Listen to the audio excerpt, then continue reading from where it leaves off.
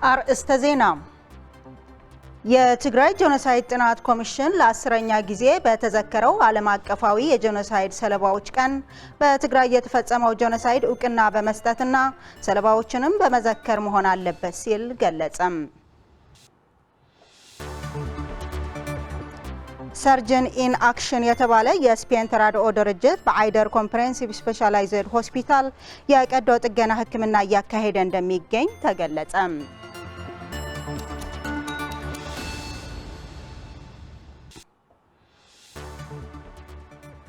ሰላም ጤና ይስጥልኝ ተመልካቾቻችን፣ ከትግራይ ቴሌቪዥን የአማርኛ ቋንቋ ዜናዎቻችን ይዘን ቀርበናል። ከዜናዎቹ ጋር ማዕድ ኃይለ። ቀዳሚ ወዳደረግነው ዜና ስናልፍ ዓለማችን ለ10ኛ ጊዜ በመዘክረው ዓለም አቀፋዊ የጄኖሳይድ ሰለባዎች ቀን በትግራይ የተፈጸመው ጄኖሳይድ እውቅና በመስጠትና ሰለባዎችንም በመዘከር መሆን አለበት ሲል የትግራይ ጄኖሳይድ ጥናት ኮሚሽን ባወጣው መግለጫ አስታወቀም። በትግራይ ለተፈጸመው ጄኖሳይድ ፍትህና ተጠያቂነት መረጋገጥ አለበት ያለው መግለጫው ጄኖሳይድን ለመከላከል በጋራ መስራት እንደሚያስፈልግም አጽንኦት ሰጥቶበታል። ታሪክ ፍስሐ አዘጋጅተዋለች። በዛሬው ዕለት ዓለማችን 10ኛ ዓመት የተባበሩት መንግስታት ድርጅት ዓለም አቀፋዊ የጄኖሳይድ ሰለባዎች የምትዘክርበት ቀን ነው። ይህንን ተከትሎም የትግራይ ጄኖሳይድ ጥናት ኮሚሽን መግለጫ አውጥቷል። መግለጫው እንዳለው የዓለም ማህበረሰብ ፍጹም እንዳይደገም የሚለውን ቃል ኪዳን ባለማክበሩ ምክንያት በትግራይ ህዝብ ላይ ጄኖሳይድ ሲፈጸም ማየት በጣም የሚያሳዝን ነው። አሁንም ይህንን ሀቅ በመደገፍ በትግራይ የተፈጸመውን ጄኖሳይድ ማስታወስ አለብን ብሏል። የትግራይ ጄኖሳይዳዊ ጦርነት ጥቅምት 2013 ዓ.ም እንደተጀመረ ያስታወሰው የትግራይ ጄኖሳይድ ጥናት ኮሚሽን መግለጫ ኮሚሽኑ በትግራይ ጄኖሳይዳዊ ተግባራት መፈጸማቸውን የሚያረጋግጡ በርካታ ማስረጃዎችን መሰነዱን ገልጿል። በርካታ ጅምላዊ ግድያዎች፣ ጾታን መሰረት ያደረጉ ጥቃቶች፣ የግዳጅ መፈናቀል እንዲሁም ሆነ ተብሎ ለመኖር መሰረታዊ የሆኑ መንገዶች መዝጋትንና የመሳሰሉ ወንጀሎች ተፈጽመዋል ሲልም ጠቅሷል። በትግራይ ጄኖሳይድ ጥናት ኮሚሽን ሪፖርት መሰረት ምላሽ ከሰጡት 481201 ሴቶች መካከል 286250ዎቹ ቢያንስ አንድ አይነት ጾታን መሰረት ያደረገ ጥቃት ደርሶባቸዋል። ከ286250ዎቹ ደግሞ 53.14 በመቶ ጾታዊ ጥቃት የተፈጸመባቸው ናቸው ሲልም በመግለጫው አስፍሯል። ጾታዊና ወሲባዊ ጥቃት ከደረሰባቸው 70 በመቶ ደግሞ ወንጀሉን በፈጸሙ አካላት ጅምላዊ መደፈር ወይም ጋንግሬፕ እንደደረሰባቸው ሪፖርት ያደረጉ መሆናቸውን የገለጸው ኮሚሽኑ ከነዚህ ደግሞ 975 በኬሚካል የተቃጠሉ ሲሆን 529 ደግሞ ጥቃት በሚፈጸምባቸው ወቅት የተገደሉ ናቸው ብሏል። በሚሊዮኖች የሚቆጠሩ ተጋሩ ሆነ ተብሎ በጭካኔ መገደላቸው የአካል ጉዳት እንዲደርስባቸው መደረጉንና መፈናቀል ብሎም በርካታ ድርብ ስቃዮች እንዲያሳልፉ መገደዳቸውንም የትግራይ ጄኖሳይድ ጥናት ኮሚሽን በመግለጫው ጠቅሷል። በርካታ ተጋሩም በመጠለያ ጣቢያዎች ዘግናኝ ስቃይና መከራ በማሳለፍ ላይ መሆናቸውንና ዋስትናው በተጠበቀ መልኩና በክብር ወደ ቀያቸው እንዲመለሱ ጥሪ ያቀረቡና አሁንም ጊዜ እየጠበቁ ስለመሆናቸውንም ገልጿል። ታዲያ በወርሃ ጥቅምት 2015 ዓ.ም የተፈረመው የፕሪቶሪያው የሰላም ስምምነት የጥይት ድምጽ ጸጥ እንዲል ማድረጉን ያስታወሰው የትግራይ ጄኖሳይድ ጥናት ኮሚሽን ተፈናቃዮች ወደ ቀያቸው ተመልሰው መደበኛ ኑሯቸው እንዳያካሂዱ የሚደረግ ስርዓታዊ ክልከላ ግን አሁንም መቀጠሉን በመግለጫው አስምሮበታል። በሺዎች የሚቆጠሩ መንግስታዊና የግል የጤና ተቋማት፣ ትምህርት ቤቶች፣ ትላልቅና አነስተኛ የንግድ ተቋማት፣ የህዝብ መሰረታዊ ልማቶች፣ መሰረታዊ የቤት መሳሪያዎችንና መሰል ንብረቶችና አገልግሎት ሰጪ ተቋማት ላይ ሆነ ተብሎ ውድመት ደርሶባቸዋል። በገንዘብ መጠን ሲታይ ደግሞ ወደ 146 ቢሊዮን ዶላር ውድመትና ኪሳራ መመዝገቡን ነው የትግራይ ጄኖሳይድ ጥናት ኮሚሽን በመግለጫው ያስቀመጠው። እንዲህ አይነት የተቀናጀ ስርዓታዊ ውድመት የመኖር መንገዶችን ለመከልከል ሆነ ተብሎ የተደረገ መሆኑን ያረጋገጠ ነው ሲልም ገልጿል። በዚህ አጋጣሚ ይላል የትግራይ ጄኖሳይድ ጥናት ኮሚሽን መግለጫ ከአህጉራዊ ግዴታዎች የሚስማማ እርምጃ እንዲወሰድ ጥሪ እናቀርባለንም ብሏል። የእውነት ነጻነቱን የጠበቀና ሰለባዎችን ማዕከል ያደረገ ፍትህ ለማረጋገጥ የወንጀል ፈጻሚዎች ተጠያቂነት ያለው ድርሻ ከፍተኛ መሆኑን አስረድቷል። ከዚህ በተጨማሪም የሰብአዊ እርዳታ ተደራሽነትና አስፈላጊ መሰረታዊ አገልግሎቶች እንዲሁም የዳግመ ግንባታ ስራዎች ትኩረት ከሚሹ ጉዳዮች መካከል ተጠቃሽ መሆናቸውንም አስቀምጧል። ከሁሉም በላይ ግን በተፈናቃይ ወገኖች ፍላጎት ላይ መሰረት ያደረገ ዋስትናው የተጠበቀ የተፈናቃዮች መመለስ ጉዳይ ትኩረት ሊሰጠው የሚገባ ተግባር ነው። የዓለም ማህበረሰብም ፍጹም እንዳይደገም ሲል የገባው ቃል ተግባር ላይ እንዲያውለው ጥሪ እናቀርባለን ሲልም የትግራይ ጄኖሳይድ ጥናት ኮሚሽን በመግለጫው አስቀምጧል። ተጋላጭ የሆኑ የህብረተሰብ ክፍሎችን ለመጠበቅና የትግራይ ህዝብ መብት ለማክበር ፈጣንና የተቀናጀ እርምጃ እንዲወሰድም ጭምር ነው ኮሚሽኑ ጥሪ ያቀረበው። የጄኖሳይድ ሰለባዎችንና ጄኖሳይድን ለመከላከል በምንዘክርበት በዚች ቀን ዝክረ ስነ ስርዓቱ ወደ ተግባር እንዲቀየር እንጠይቃለን ያለው መግለጫው የትግራይ ህዝብ ሀቅ፣ ፍትህና ተጠያቂነት እንዲረጋገጥለት ይሻል ብሏል። ጄኖሳይድ እንዳያጋጥም እንከላከል በሚል ዓለም ለ10ኛ ጊዜ እያሰበችው ያለውን ይህንን ቀን ስናከብር የተገባው ቃል ለምን ተግባራዊ ያልሆነም በመገምገምና ፍጹም እንዳይደገም የሚለውን ቃል ከቃል በዘለለ ተግባራዊ እንዲሆንና ቃል ብቻ ሆኖ እንዳይቀር የጋራ ቆራጥነታችንን ማጠናከር አለብን ሲልም የትግራይ ጄኖሳይድ ጥናት ኮሚሽን ባወጣው መግለጫ ገልጿል። በድህረ ጦርነት ውስጥ የምትገኘው ትግራይ አብዛኛው ህዝቧ ሰብአዊ መብቶቹ ሳይከበሩና መሰረታዊ የሰብአዊ መብት መርሆች በተጣሱበት ሁኔታ ላይ ይገኛል ሲሉ የዘርፉ ምሁራን ገለጹም። ምሁራኑ ይህንን የገለጹት በነገው ዕለት የሚከበረው 77ኛው ዓለም አቀፍ የሰብአዊ መብት ቀንን ምክንያት በማድረግ ነው። ይህንን በማስመልከት ብርዛፍ ግብረ ጻድቃን ከዘርፉ ምሁራን ጋር ቆይታ አድርጋለች። በየዓመቱ እንደ አውሮፓውያን አቆጣጠር ታህሳስ 10 በኢትዮጵያ ደግሞ ታህሳስ 1 ዓለም አቀፍ የሰብአዊ መብት ቀን ይከበራል። ይህ ቀን ዘር፣ ጾታ፣ እድሜና ማህበረሰብ ሳይለይ ሁለንተናዊ መብቶች የሚሰላሰሉበት ጊዜ ሲሆን እነዚህን መብቶች ሀሳብን የመግለጽ፣ በህግ ፊት እኩልነት፣ የትምህርት ተደራሽነትና ከሁሉም በላይ የጤናና ደህንነት መብትና ሌሎች ጉዳዮችን ያካትታል። ይህ ቀን ዘንድሮ ለ77ኛ ጊዜ ነገ የሚከበር ሲሆን ይህ ቀን ሲከበር ትግራይ በከፋ ማህበራዊ፣ ኢኮኖሚያዊና ስነ ልቦናዊ ቀውስ ውስጥ ብሎም ሌሎች ችግሮች ውስጥ ላይ ሆና እየተከበረ ያለ መሆኑን ያነጋገርናቸው ከተባበሩት መንግስታት የትግራይ ቅርንጫፍ አቶ አፈወርቂ ገብሩ፣ ከትግራይ ፍትህ ቢሮ አቃቤ ህግ ታደሰ ቤሮና ከትግራይ ሲቪክ ህብረት ማህበራት አቶ ወልዳይ አብርሃ ይገልጻሉ። ዓለም አቀፍ ሰብአዊ መብቶች አዋጅ የታወጀበትን ቀን ለማስታወስ የሚደረገው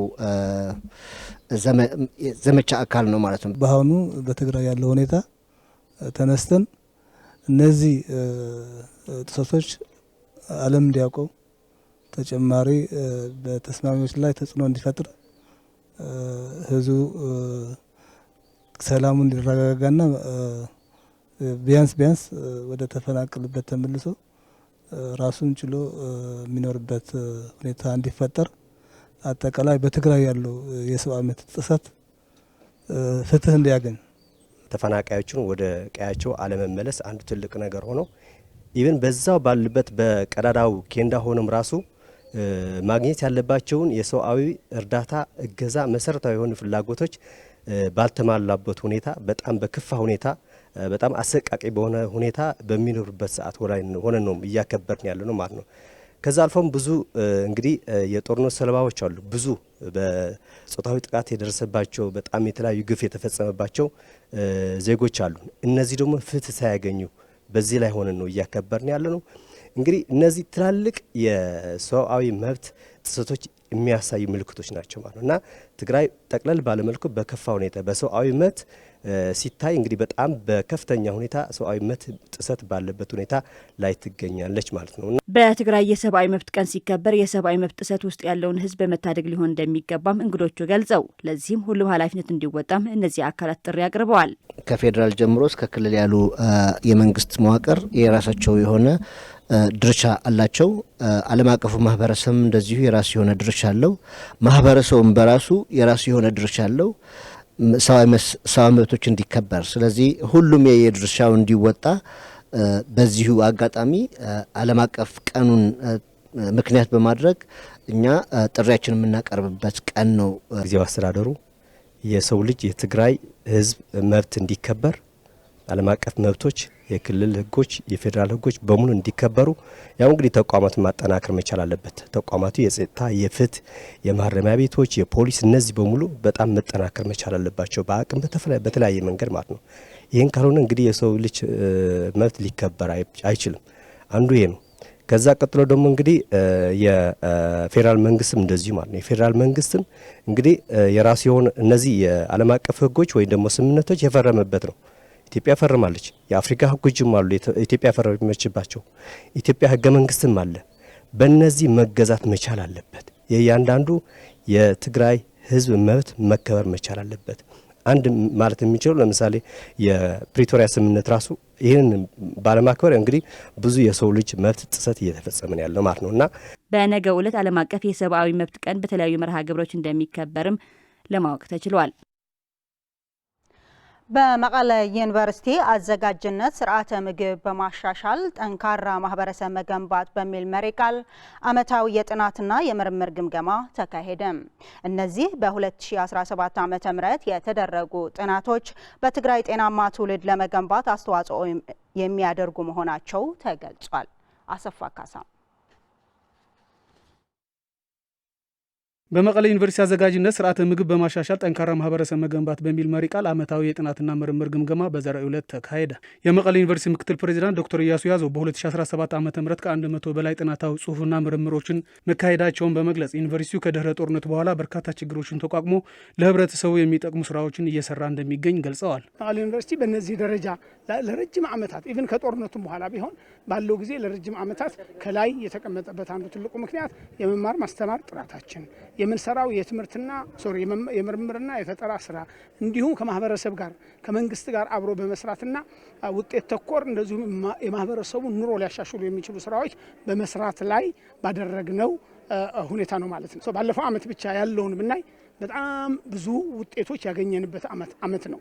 ያው ከጦርነት ወጥተን ገና እየተመለስን ባለንበት የበጀት እጥረት ባለን ሁኔታም ውስጥ ሆነን ቢሆን ለማህበረሰባችን ብዙ ስራዎች ተሰርተዋል። ለምሳሌ ያክል ብናይ ከ410 ሺህ በላይ ማህበረሰብ ተደራሽ አድርገናል። የተለያዩ ስራዎች በሌጋል ኤድ ሴንተራችን፣ በሕክምና ስራ፣ በእርሻ ስራ እንሶን የመሳሰሉት ወደ ማህበረሰብ ለመድረስ ችለናል። ዛሬ ደግሞ የዚህ እየሰራን የነበረው ስራ ማሳረጊያ ነው። የሰራናቸው ስራዎች በዛሬው ቀን 100 ያክል መቀለ ዩኒቨርሲቲ የሰራቸው የምርምር የማህበረሰብ ትስስርና የፈጠራ ስራዎች በዛሬው ቀን እያቀረቡ ነው። የመቀለ ዩኒቨርሲቲ ጥናትና ምርምር ዳይሬክተር ወይዘሮ ይርጋለም ገብረስላሴ ዩኒቨርሲቲው እያደረገው ያለው ጥናትና ምርምሮች የማህበረሰቡ ችግር ፈቺ መሆናቸው ገልጸዋል። ዓመት ሙሉ የተሰሩ የሪሰርች ስራዎች ከስቴክሆልደር ከሪሰርቸሮች ከሌላ ዩኒቨርሲቲ እና ከሌላ ሪሰርች ኢንስቲትዩሽንስ የመጡ ሪሰርቸሮች ጋር በሪሰርች ቴሙ እና በተጠኑ ጥናቶች ዙሪያ ዲቴይል የሆነ ውይይት የሚካሄድበት ቀን ነው አኑዋል ሪሰርች ሪቪው ዴይ ማለት። የዚህ ዓመት አኑዋል ሪሰርች ሪቪው ዴይ ቴም ደግሞ ትራንስፎርሚንግ ፉድ ሲስተምስ ቱ ቢልድ ሬዚሊየንት ኮሚኒቲ በሚል ቴም ነው እያካሄድን ያለ ነው። አሁን በእኛ በትግራይ ብቻ ሳይሆን ግሎባሊ የፉድ ሴኩሪቲ ችግር አለ።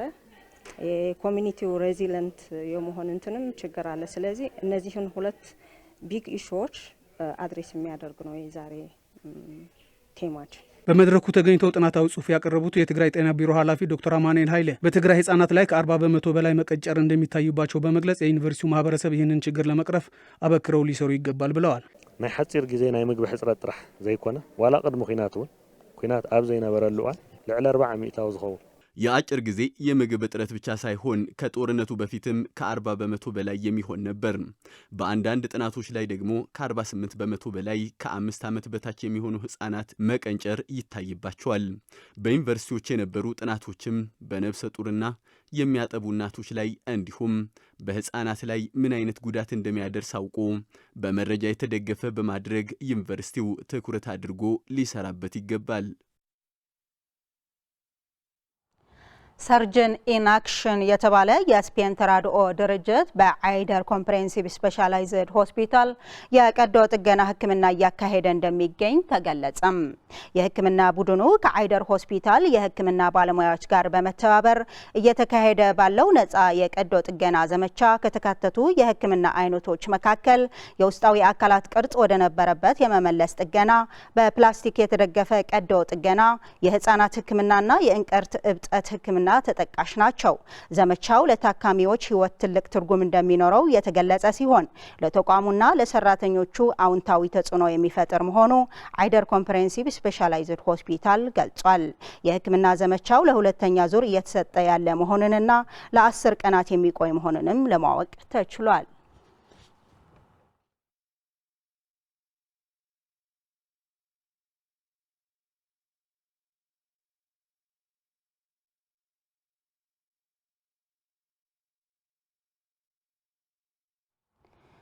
የአካባቢዎቻቸውን ጸጋ በመጠቀም የተመጣጠነ ምግብ በማዘጋጀትና በመመገብ ህጻናትን ከመቀንጨር አደጋ መከላከል እንደሚገባ ተገለጸ። በስርዓቱ ምግብ ዋስትና ፕሮግራም አማካኝነት የህፃን መቀንጨር ለመከላከል ማዕከል ያደረገ ተግባራዊ ስልጠናም በእንዳመሆኒ ወረዳ ተሰጥቷል። ስለሺ ሐጎስ ዝርዝር አለው። በትግራይ ደቡባዊ ዞን እንዳመሆኒ ወረዳ ስምረት ቀበሌ በኤፍኤስአርፒ የምግብ ዋስትና ስርዓተ ምግብ ፕሮጀክት የህፃናት መቀንጨር ለመከላከል አልሞ በምግብና ስነ መዓዛ ዙሪያ ማዕከል ያደረገ ስልጠና ተሰጥቷል። ስልጠናው በተመጣጠነ የአመጋገብ ስርዓት ላይ ግንዛቤያቸው ከፍ እንዲል እንዳደረገው በስልጠናው የተሳተፉ እናቶች የገለጹ ሲሆን በመሆኑም በአካባቢያቸው የሚገኙትን ጸጋዎችን ተጠቅመው በህፃናት የአእምሮ እድገት አስፈላጊ የሆኑ ምግቦችን እንደሚጠቀሙ ገልጸዋል። ካብ እኽሊ ይኹን ካብ ጥረምረ ይኹን ከሁሉ ተዋጻጽ አንድ ህፃን ከእህልና ጥራጥሬ የተውጣጣ 6 አይነት የምግብ አይነቶች ማግኘት አለበት። እናትየዋም ገንፎን ጨምሮ በቀን እስከ 5 ጊዜ መመገብ ይኖርባታል የሚል ደስ የሚል የግንዛቤ ማስጨበጫ ስልጠና ተሰጥቶናል። ከዛ ባሕና ለሃሌስ ለይንም ጎል ሁኔታት ለኔሩ በስልጠናው በአካባቢያችን የሚገኙ ግን ደግሞ ያልተጠቀምናቸው የምግብ አይነቶች አሉ።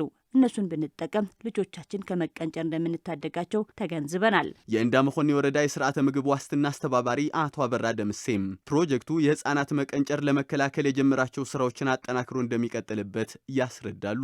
በለጸና ማንቲ ከተፈላለየ አይነት ምግብ በዛሬው ስልጠና በይበልጥ ከተለያዩ 6 አይነት ምግቦች ማለትም ከካርቦሃይድሬት፣ ፕሮቲን፣ ጥራጥሬን ጨምሮ አትክልቶች፣ ስጋና ሌሎችን በማካተት ለተመረጡ የ5 ቀበሌ ነዋሪዎች የስርዓተ ምግብ ስልጠና ተሰጥቷል። እነዚህ የሰለጠኑት እናቶችም ወደ አካባቢያቸው በመሄድ ከቤተሰባቸው አልፎ ለገሪዎችና ለቀበሌ ነዋሪዎች እንዲያሰለጥኑ ይደረጋል። እንዲህ አይነት ስልጠና በቀጣይም ተጠናክሮ የሚቀጥል ይሆናል። የእንዳመሆኒ ወረዳ የኢኮኖሚ ዘርፍ ጽሕፈት ቤት ኃላፊ አቶ ኃይሉ አሰፋ በበኩል ህፃናት የበለጸገ አእምሮ ይዘው እንዲያድጉ ትኩረት ተሰጥቶት እየተሰራ እንደሚገኝ ገልጸዋል።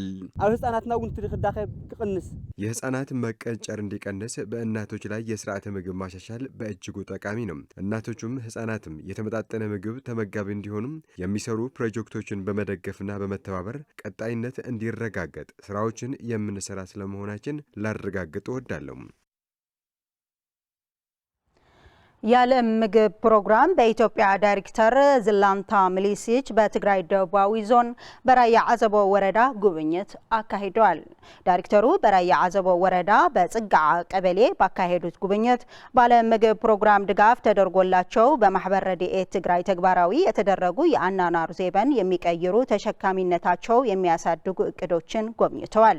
በጉብኝቱም በጽጋዓ ቀበሌ የተሰሩ አዳዲስ የመስኖ ልማት ስራዎች፣ የህብረት ስራ ማህበራትና በአርሶ አደሮች አማካኝነት በክላስተር የተዘሩ አዝርዕቶችን ጎብኝተዋል።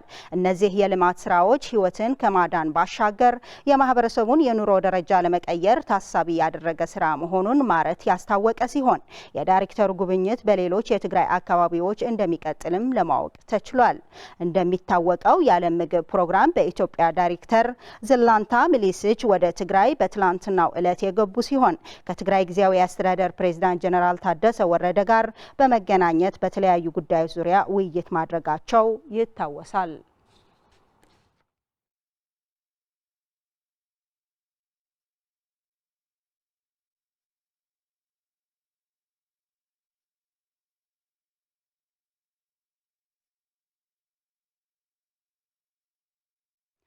በመጨረሻም የውጭ ዜና የእስራኤል ጠቅላይ ሚኒስትር ቤንያሚን ኔታንያሁ በጋዛ ያለውን ጦርነት ለማስቆም በዩናይትድ ስቴትስ አደራዳሪነት ወደሚደረገው ሁለተኛ ዙር ድርድር ለመግባት መቃረባቸውን ገለጹ። ኔታንያሁ ከፕሬዝዳንት ትራምፕ ጋር የእቅዱን ሁለተኛ ምዕራፍ ማሳካት በሚቻልበት ሁኔታ ላይ ጠቃሚ ውይይት እንደሚካሄድም ተናግረዋል። ሙሉ ብርሃን ዳርጌ የእስራኤል ጠቅላይ ሚኒስትር ቤንያሚን ኔታንያሁ በጋዛ ያለውን ጦርነት ለማስቆም በዩናይትድ ስቴትስ አደራዳሪነት ወደሚደረገው ሁለተኛ ዙር ድርድር ለመግባት መቃረባቸውን ገለጹ። ነገር ግን ቁልፍ ጉዳዮች አሁንም ሊፈቱ ይገባል ብለዋል። በሁለተኛው የፕሬዝዳንት ዶናልድ ትራምፕ እቅድ መሰረት በጋዛ የሽግግር አስተዳደር ተቋቁሞ ዓለም አቀፍ የጸጥታ ኃይል ሲሰማራ እስራኤል ወታደሮቿን ከጋዛ ማስወጣት አለባት ያለው የቢቢሲ ዘገባ ከዚህም በተጨማሪ ሐማስ ትጥቁን ፈቶ ጋዛን መልሶ መገንባት መጀመር ይኖርበታል ተብሏል። የሐማስ አንድ ከፍተኛ ባለስልጣን ቡድኑ የቀረውን የጦር መሳሪያ ላለመጠቀም ወይም ለማከማቸት ዝግጁ መሆኑን ጠቁመዋል። ዩናይትድ ስቴትስና ሌሎች አደራዳሪዎች በበኩላቸው ወደ ቀጣዩ የትራምፕ እቅድ መሄድ እንዲቻል በሁለቱም አደራዳሪ አካላት ላይ ግፊት ሲያደርጉ ቆይተዋል። የጋዛ የተኩስ አቁም ስምምነት ተግባራዊ መሆን ከጀመረ 2 ወራት የሞላው ሲሆን ሁለቱም ወገኖች በየቀኑ አንዳቸው ሌላኛቸውን ስምምነቱን በመጣስ እርስ በርስ መወነጃጀላቸውን ቀጥለዋል። የእስራኤል ጦር ከግማሽ በላይ የሆነውን የጋዛ ሰርጥ ይቆጣጠራል። ሐማስ ደግሞ በተቀረው የግዛቱ ክፍል ውስጥ ዳግም የራሱን አደራጅቷል ሲል ቢቢሲ ዘግቧል። ኔታንያሁ ከጋዜጠኞች ጋር ባደረጉት ቆይታ በወሩ መጨረሻ ከፕሬዚዳንት ትራምፕ ጋር የእቅዱን ሁለተኛ ምዕራፍ ማሳካት በሚቻልበት ሁኔታ ላይ ጠቃሚ ውይይት እንደሚካሄዱ ተናግረዋል። ይህ በእንዲህ እንዳለም የእስራኤል መንግስት ቃል አቀባይ ስብሰባው እንደ አውሮፓውያን አቆጣጠር ታህሳስ 29 እንደሚካሄድ አስታውቀዋል።